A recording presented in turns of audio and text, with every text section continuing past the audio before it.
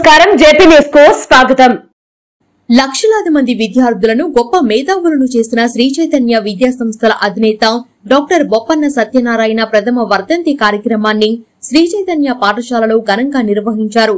వెంకటగిరి పట్టణంలోని Sri Chaitanya branch 1, branch 2, branch 3 పాఠశాలల విద్యార్థులు ఆయా పాఠశాలల ప్రిన్సిపల్స్ ఆధ్వర్యంలో డాక్టర్ బిఎస్ రావు చిత్రపటానికి పూలమాల వేసి ఘన నివాళులు అర్పించి మౌనం పాటించారు. ఈ సందర్భంగా పాఠశాలల ప్రిన్సిపల్స్ పరంధామయ్య, ఆలూరు రాజేంద్ర ప్రసాద్ మాట్లాడుతూ డాక్టర్ బిఎస్ రావు గుంటూరు మెడికల్ కాలేజీలో మెడిసిన్ పూర్తి చేసి ఇటు స్వదేశంలోనూ అటు విదేశాలలోనూ ఎందరికో వైద్య సేవలు అందించారని గుర్తు చేశారు. అనంతరం 1986లో శ్రీ చైతన్య విద్యా సంస్థలను ప్రారంభించి వాటిని అగ్రపదంలో నడిపించిన మహనీయుడని విద్యార్థులకు తెలియజేశారు.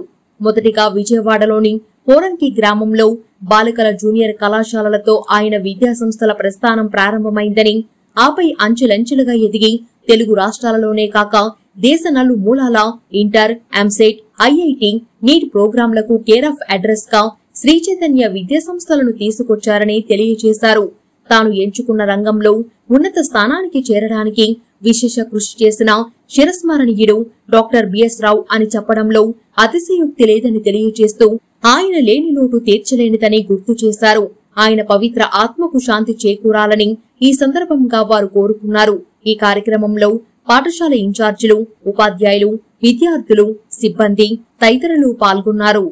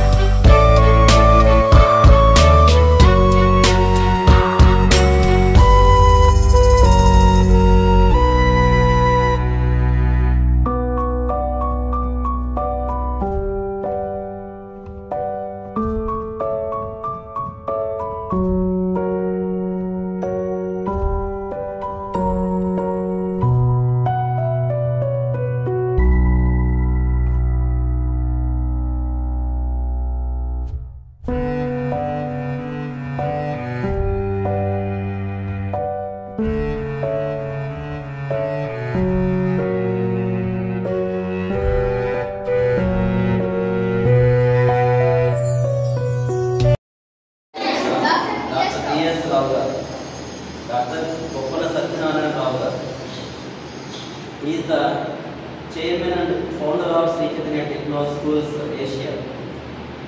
Now we have thousands of schools in Asia, especially in India. Our organization is one of the leading organizations. How can you say a leading organization? This is the only institution have lakhs of students are studying.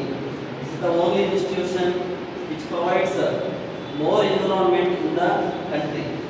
So this is the one and only institution in India in which maximum number of students are studying in a single institution, that is Sri Chaitanya. Okay, so actually in the year 1986, V.S. Rao garu established a college, Mahila Junior College in Guntur. He belongs to Krishna district. After he completed his MBBS from Guntur Medical College, he did the practice in Guntur. After that, he got an offers from the other countries, so that he moved to UK, London countries, United Kingdom, London countries, and Iraq also. He worked he served as a doctor, and he treated and he cured he did so many operations, and he faced a lot of complaints and solved that. So he became a great doctor in India, not only India, in the universe.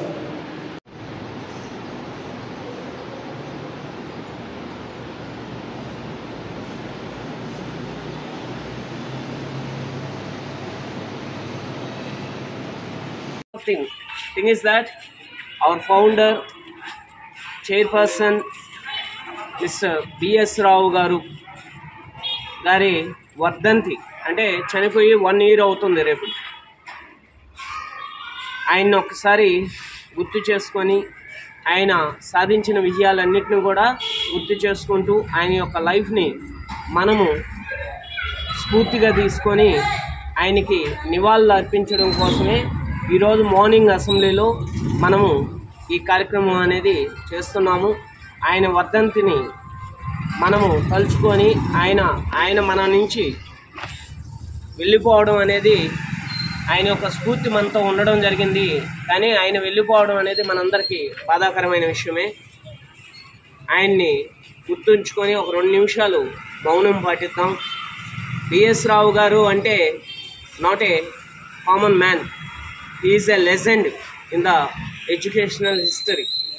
ఆయన ఒక చిన్న వ్యవసాయదారుడు కుటుంబంలో జన్మించి విజయవాడ దగ్గర, తర్వాత Guntur medical కాలేజీలో medicine complete చేసుకొని యూకే వెళ్ళి ఇంగ్లాండ్లో ఒక 5 years అక్కడ ప్రాక్టీస్ చేసి, అక్కడి నుంచి ఇరాన్లో కూడా వర్క్ చేసి, తర్వాత ఇండియాకు వచ్చి మన తెలుగు రాష్ట్రాల్లో ఒక ఎంసెటే కాకుండా యావత్ భారతదేశంలో జరుగుతున్న కాంపిటేటివ్ ఎగ్జామ్స్లో పిల్లలు, ముఖ్యంగా ఎడ్యుకేషన్, ఎక్కడ పిల్లలు అనేవాళ్ళే today's children's are tomorrow citizens of India. మీరు చక్కగా మీ యొక్క భవిష్యత్తుకి మంచి మార్గదర్శకాలతో ముందుకెళ్తే, ఒక మంచి ఉన్నతమైన స్థాయికి వెళ్ళాలంటే ఒక మంచి ఎడ్యుకేషన్ అనేది ఇంపార్టెంట్. అటువంటి ఎడ్యుకేషన్, చక్కటి విద్య అనేది ఇవ్వడం కొరకుగా ఆయన యొక్క డాక్టర్ అనే ఒక వృత్తిని కూడా పక్కన పెట్టి ఎడ్యుకేషన్ సిస్టమ్ అనేది 1986లో పోరంకి అనే దగ్గర కాలేజీ స్టార్ట్ చేశారు మొట్టమొదటిగా ఆయన.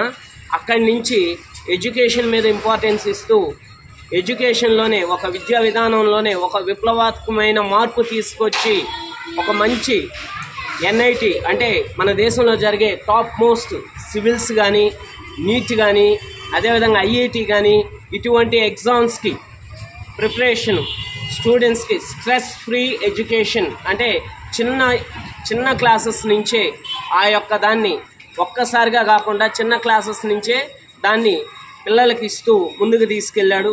దానివల్లే ఈరోజు కొన్ని వేల మంది విద్యార్థులు డాక్టర్స్గా, ఇంజనీర్స్గా అందించిన ఏకైక విద్యా సంస్థ, ఏషియాలోనే అతి పెద్ద విద్యా సంస్థ శ్రీ చైతన్య ఇంగ్లీష్ మీడియం.